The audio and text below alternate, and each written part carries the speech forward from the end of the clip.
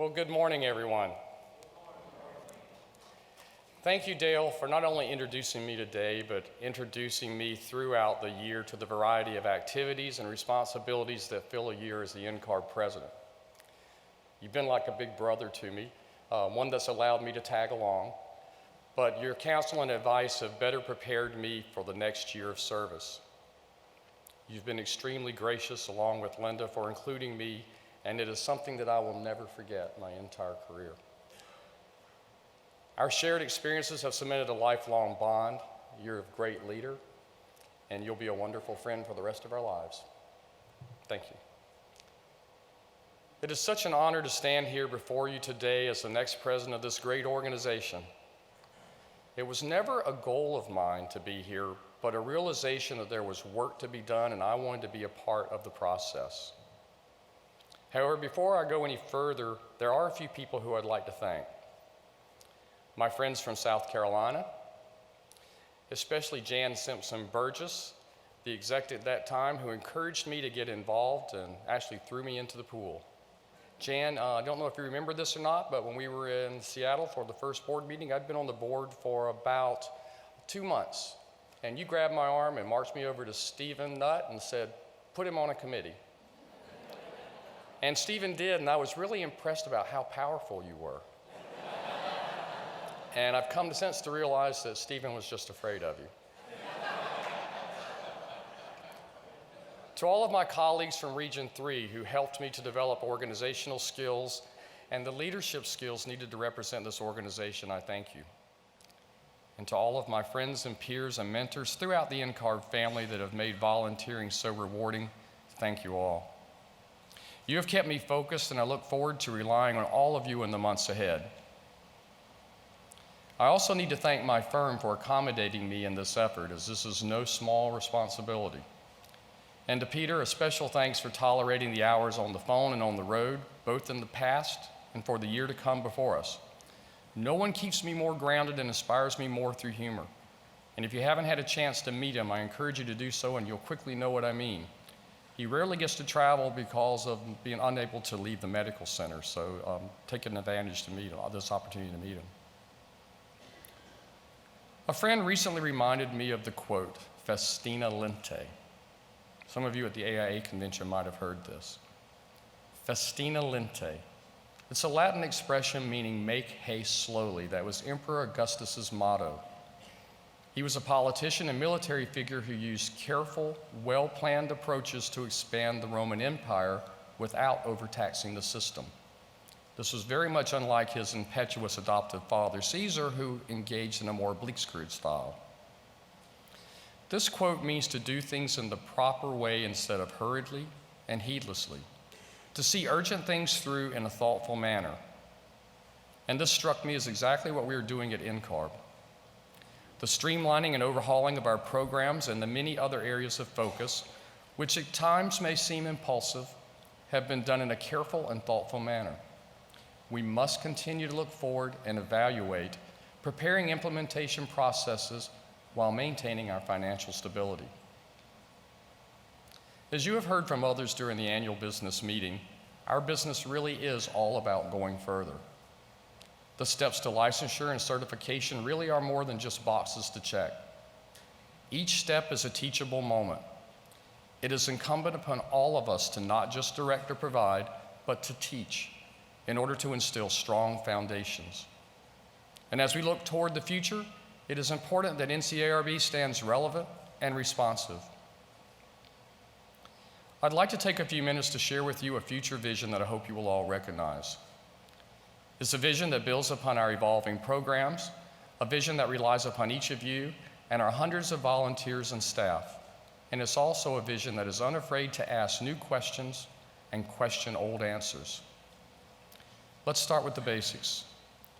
Now that we have refreshed a number of our programs, I want to make sure that our board and the future entire team is ready to move forward with an implementation process. We will continue with a strong focus on outreach and communication. We will be monitoring levels of participation by both aspiring and licensed architects. To do so, however, we must seek regular feedback from our member boards and this requires trust in our data sharing processes. Next, let me address new areas of focus for the coming year. Our certificate program has been the backbone of our financial stability. It represents why we were created, to facilitate mobility across jurisdictional boundaries and now international borders. But we can go further. With this program and for all of our certificate holders, and as I traveled around the country, I've been posed the same question many times over. What will having a certificate do for me?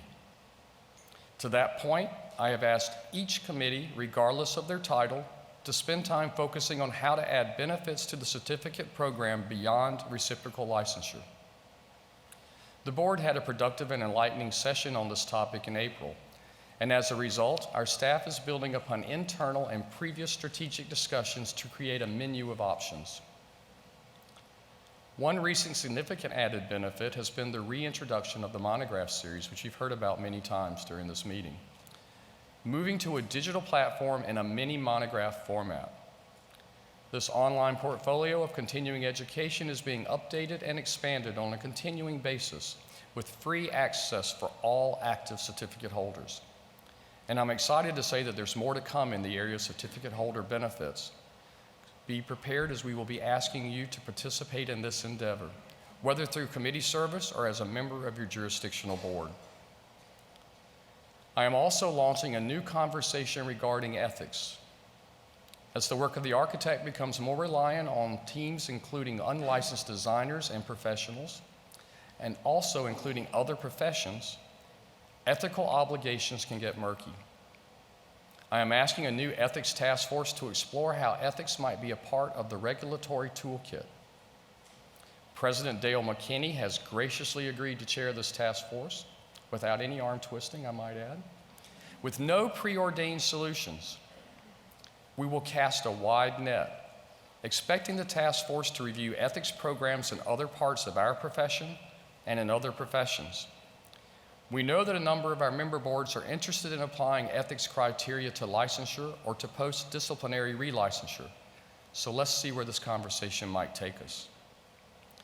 In addition, I want to make sure that our 2-year investment of exploring the feasibility of an integrated path to licensure starts to pay off.